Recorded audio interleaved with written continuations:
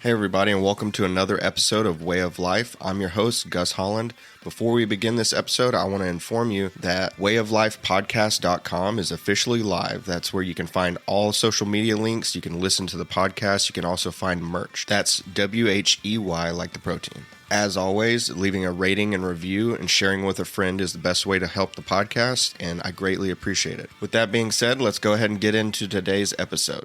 Guys, welcome back to another episode of Way of Life. I'm your host, Gus Holland. This is getting uploaded about a week later than I had hoped for, but thanks for being patient with it. This is primarily a recap of the USAFIT games in Dallas Strongman competition.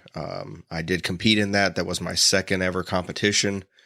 I competed in the novice lightweight, which was 220 and below, and I did significantly better than my first comp. So I'm pretty excited about that. I did still place last in my division, but that's not going to discourage me whatsoever in my pursuit of eventually placing first in my division. That's the overall goal. I don't think I've said it on here before.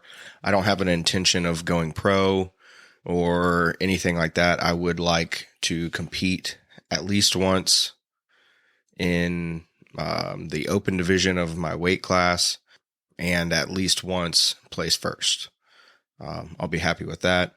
I have said before that my primary goal here is to go to Scotland this fall, or I guess it'd be winter. Yeah, it'd be this winter to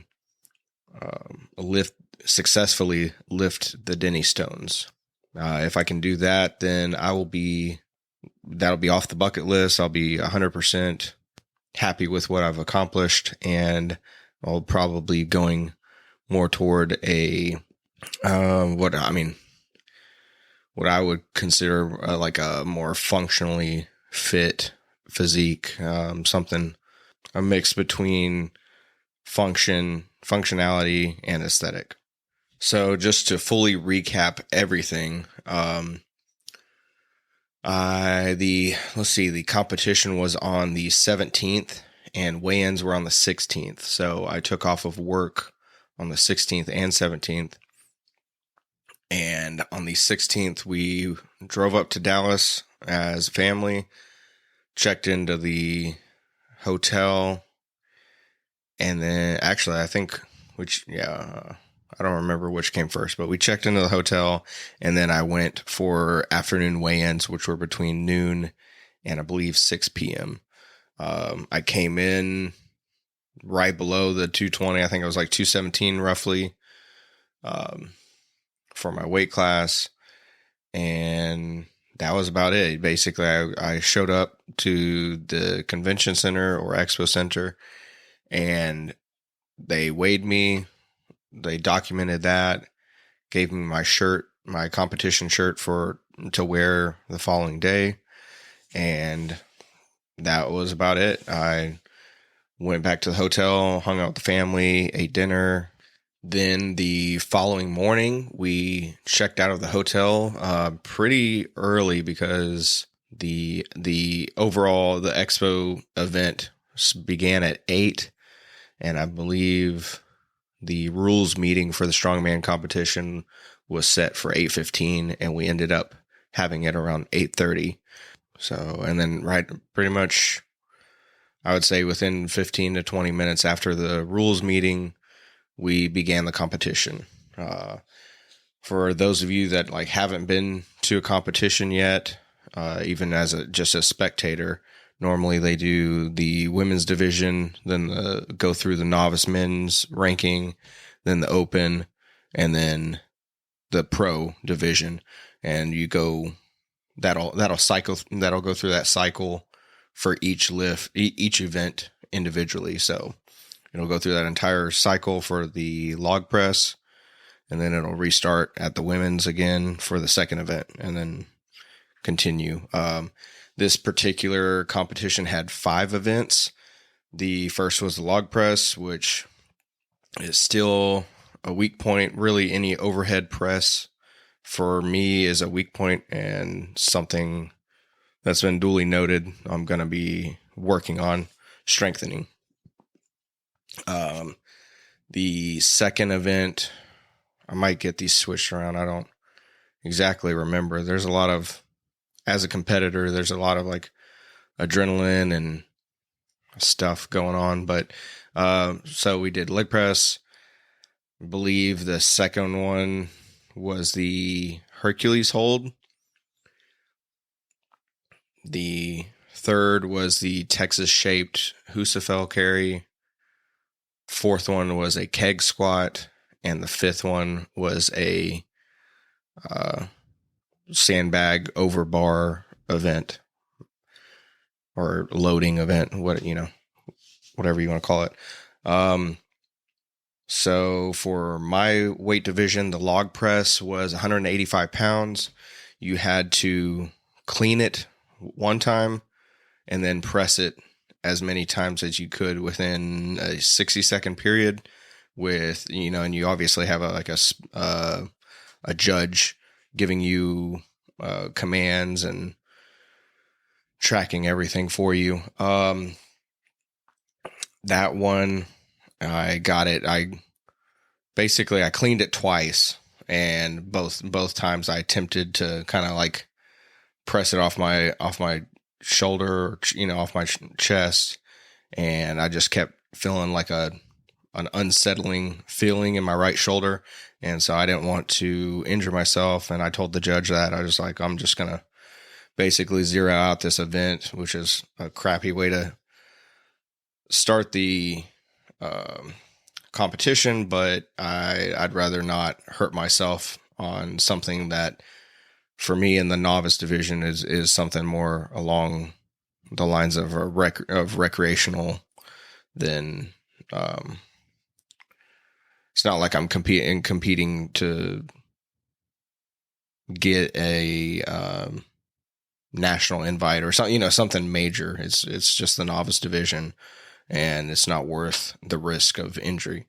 So I told him that. And he even said it himself. He's like, yeah, don't risk it. If you're feeling a certain type of way about it, just don't. It's better safe than sorry.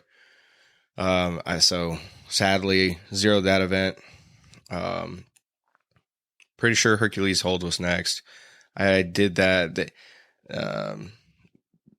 They weighed between 250 and 350 pounds each, and were on roller handles. They're basically like metal pipes that kind of they replicate pillars, and you're trying to hold the handles and prevent them from falling away from you. Now the angle that they're at and like the actual weight that you feel is less than 300 pounds, I would say, per hand. But so there is a way to calculate all that, but I don't know. But it was pretty heavy. But the thing that made it the hardest was the roller handles. I held that for 10 seconds. The person in my division that was so I placed last in that event, and the person that was above me held it for 11 seconds. So that was a bummer, but I was having a blast, so I don't really care. The USAFIT carry, that for me was 200 pounds. It was Texas shaped, like a custom welded, basically like a plate holder, like a weight holder. So it was like hollow on the like if you look down from the top, it had an opening in the top where you could slide plates of weights into it. So empty, it weighed roughly 100 pounds. They added roughly 100 pounds for my division, so it came out to 200 pounds. And basically, you get the go command, and we had to pick it up and carry it back and forth for distance within a 60-second period. I got about 235 feet, I believe. If I remember correctly, it was 235.4 feet in that 60-second time period. It was crazy. So there's 6 people in my division. I got 5th in that event. And I would have been tied for, I don't even know I guess for 3rd, because 3 people tied for 3rd because they all got 250 feet. So I got 235.4, and I was happy with that. But at the very last second, not last second, I had about 10 seconds left, 9 seconds left, something like that. And I freaking tripped because I was so exhausted. I was starting to kind of shuffle. So if I wouldn't have tripped, I think I could have made it that 250 feet, which would have gave me several more points as far as my scoring goes. After that was an amazing keg squat contraption that was created by Juggernaut Fabrications in Texas. Y'all can look him up. I follow him on Instagram if you want to find him through that. And it was crazy. There's some photos of it and video of it on my personal Instagram, I believe. But for my weight division, it started off at 275 pounds. And after each successful repetition, they would roll a 50-pound keg into the giant basket crate type thing that you're squatting. And so you'd have to wait for it to land, and then you squat it. And then after that successful attempt, they roll another one off. So eventually they end up adding a total of 250 pounds to your start weight. So at the end of it, it was 525 for my weight division. And just to compare, contrast, whatever, the pro division started at 600 pounds, and then they slowly rolled an additional 250 into it. So it was insane, and it was amazing to watch. It was amazing to have that opportunity to even just mess around with that, that was awesome. Finally, I was pretty tired by the time the 5th event came around, but there was, I believe, 4 sandbags that you had to, maybe 5, I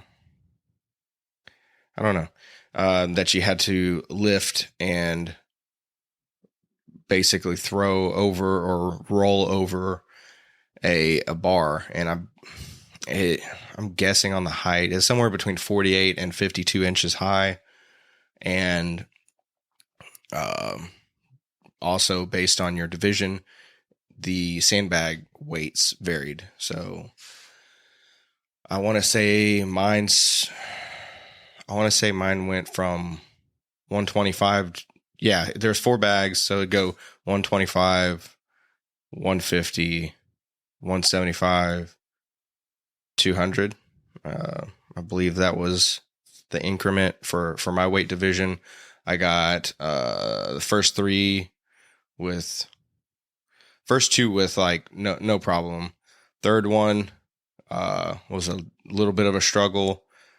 The last one just wasn't happening. I was too tired by then. I can easily lift, like if I'm full strength, full, rest or whatever, I can lift a 200-pound sandbag, but last sandbag, it just was not going for me. So yeah, that's about it. I placed 6th overall.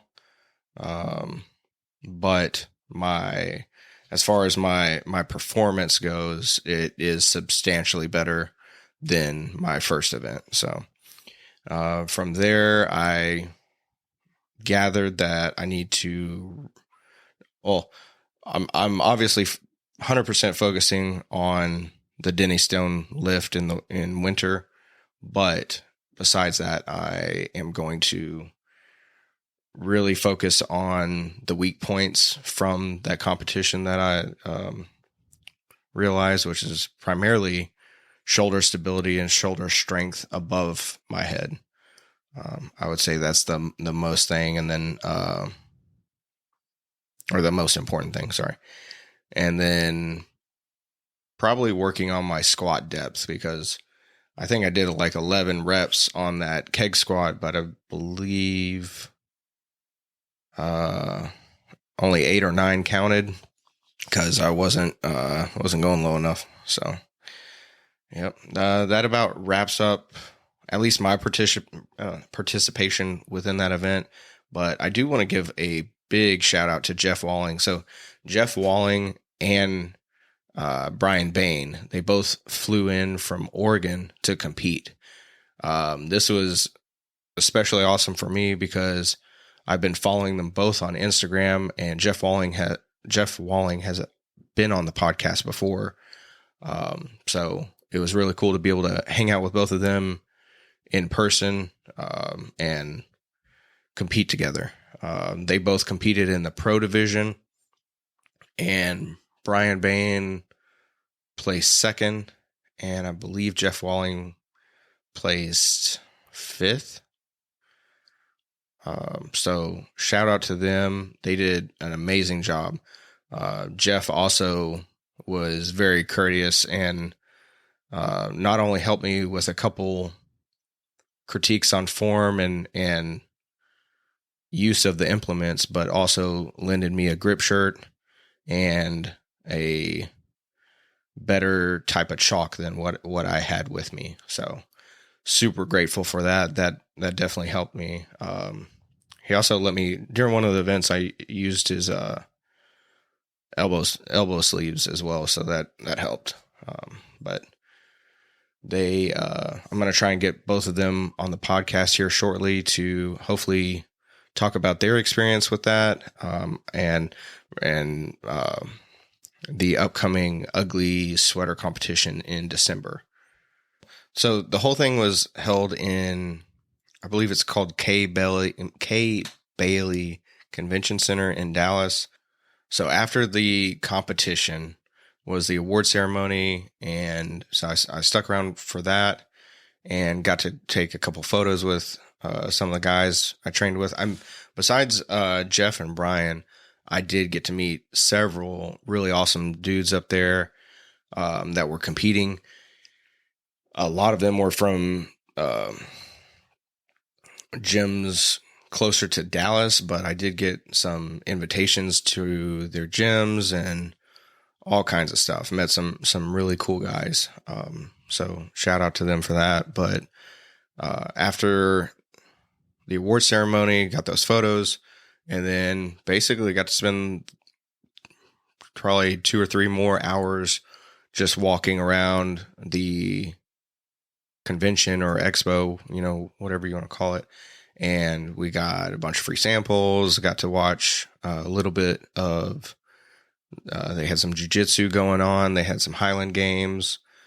It was awesome. It was really cool. So we got to watch those events. We watched a little bit of powerlifting as well. So, and then from a distance, we got to see some of the bodybuilding. We hadn't paid the extra there. There's different ticket prices for different things. We hadn't paid for the full bodybuilding experience, but we did get to see some of that from a distance, and that was cool too.